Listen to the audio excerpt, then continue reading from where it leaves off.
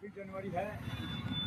आज का दिन गणतंत्र दिवस के रूप में पूरे भारत में 77वां वर्षगांठ के दिन मनाया जा रहा है। इस अवसर पर चारों तरफ लोग खुशियों का अंबार लगा दिए हैं। कहीं झंडोत्तोलन हो रहा है, तो झंडोत्तोलन के साथ सांस्कृतिक कार्यक्रम हो रहे हैं।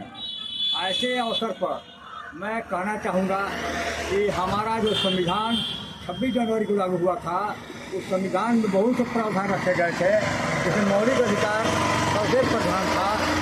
मौलिक अधिकार में एक अधिकार है शोषण के विरुद्ध का अधिकार। छात्र और नौजवान ये सब, और उसके साथ साथ किसान मजदूर, ये सब आज भी शोषण का शिकार हैं।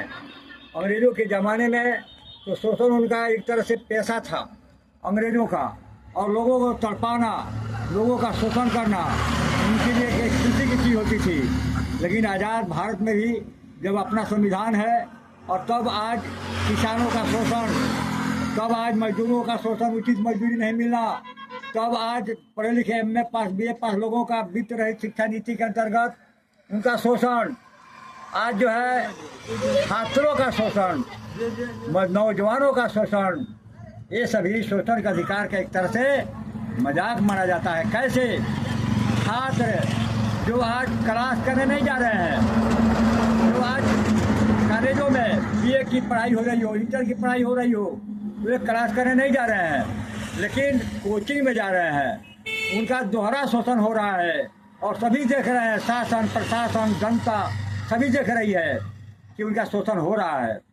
कैसे शोषण होता है कि जब कोचिंग में पढ़ने जाते हैं, वहाँ उनको फीस देना पड़ता है, शुल्क देना पड़ता है, और दूसरी तरफ जब महाविद्यालयों में उनका नामांकन है, तो वहाँ जब वे जाते हैं फॉर्म भरने, तो वहाँ पर सारे शुल्क, यहाँ तक कि पंखा का चार्ज, बिजली का चार्ज, बेंच का चार्ज, किताबों का चार्ज, भवन चार्ज, खेल कूद का चार्ज, तमाम चार्ज उनको देने पड़ते हैं। और जबकि उनका क्लास नहीं चलता है, वे पंखा की हवा नहीं खाते हैं, वे बिजली का लाइट का आनंद नहीं उठाते हैं, फिर भी उनको उसका पैसा जमा करना पड़ता है। यह है छात्रों का शोषण। इसके साथ साथ पहले की पढ़ाई और सिलेबस और आज की पढ़ाई और सिलेबस, यह शोषण का एक तरह से आज का सिलेबस एक बुनियाद हो गया है। आज BA में 4 साल का कोर्स बना दिया गया है, और 8 सेमेस्टर में उनकी परीक्षाएं हो रही है। मैंने भले ही बताया कि क्लास नहीं चलते हैं, फिर भी हर सेमेस्टर की परीक्षा उनको देनी पड़ती है, तो उसका परीक्षा फॉर्म भरना पड़ता है, उसका शुल्क देना पड़ता है, उनको रजिस्ट्रेशन कराना पड़ता है, रजिस्ट्रेशन शुल्क देना पड़ता है, उनको प्रैक्टिकल देना पड़ता है, प्रैक्टिकल में नंबर के लिए उनसे पैसे लिए जाते हैं। हर महाविद्यालयों में प्रैक्टिकल में पैसा लिया जाता है, लेकिन प्रशासन और शासन के लोग इस अनभिज्ञ रहते हैं। बच्चों से प्रैक्टिकल का पैसा लिया जाता है, एक विषय 2 विषय का 300 400 200 रुपये के हिसाब से लिया जाता है। जब उनका एडमिट कार्ड बांटा जाता है, तो उसे 20 रुपये वसूला जाता है। जब उनका फॉर्म भरने के लिए फॉर्म मांगा जाता है, तो उसके लिए भी अलग से चार्ज देना पड़ता है। उनके गार्जियन, उनके अभिभावक, उनके पिता कहाँ से पैसे लाते हैं, या महाविद्यालयों में कार्यरत जो कर्मचारी हैं वे नहीं समझते। और जितने भी महाविद्यालय प्रशासन है, क्लास नहीं चलता है, उनसे भी पैसे क्यों लेते हैं, सरकार इसका जवाब क्यों नहीं देती है। फिर जब क्लास नहीं चलते हैं, तो फिर बच्चों का इतना टॉप रिजल्ट कहाँ से आ जाता है, वे टॉप क्यों कर जाते हैं, कैसे कर जाते हैं, कहाँ से नंबर आ जाता है, कौन पढ़ाता है उनको।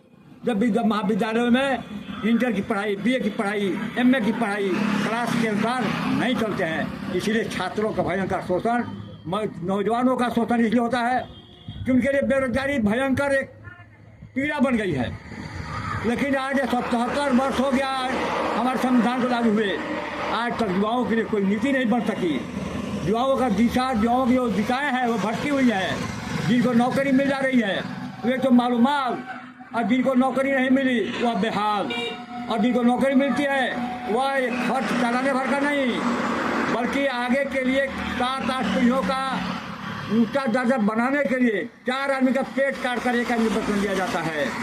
यह है हमारे यहाँ विषमता, हमारे यहाँ समता के अधिकार का उल्लंघन। और इस उल्लंघन के खिलाफ, छात्रों के उल्लंघन के खिलाफ छात्र स्वयं जिम्मेवार हैं। क्यों जिम्मेवार हैं? कि अधिकतर मोबाइल में लगे रहते हैं, अपने अधिकार के लिए नहीं लड़ते, अपने जो बुराइयां हैं महाविद्यालयों में, जो पैसे वसूले जाते हैं, उनसे भी नहीं लड़ते। और सबसे बड़ा दुख तब होता है जब हर राजनीतिक दलों का अपना छात्र संगठन है। NSCY का नाम सुनते हैं, जो कांग्रेस का है, ABVP है जो भाजपा का छात्र संगठन है, AISF जो CPI का छात्र संगठन है, SFI जो CPM का छात्र संगठन है, NSCY, ऐसे बहुत सारे छात्र संगठन है और छात्रों का प्रतिनिधित्व करने का दावा करते हैं। लेकिन सारे महाविद्यालयों में छात्रों का शोषण होता है, एक भी छात्र संगठन इसके खिलाफ आवाज नहीं उठाता है। इसलिए यह छात्रों को भरमाने वाले संगठन है, जो छात्रों के लिए लड़ते नहीं है, तो छात्र संगठन कराने का हकदार नहीं है। इन्हीं शब्दों के साथ मैं प्रोफेसर शंभू लोग छात्रों से कहूँगा कि आप अपने हक के लिए लड़ो, और नहीं तो लड़कियों से, औरतों से चूड़ियाँ लेकर अपने हाथ में पहन लो और पहन करके अपने घर में बैठो। जय संस्कृति, जय समाज।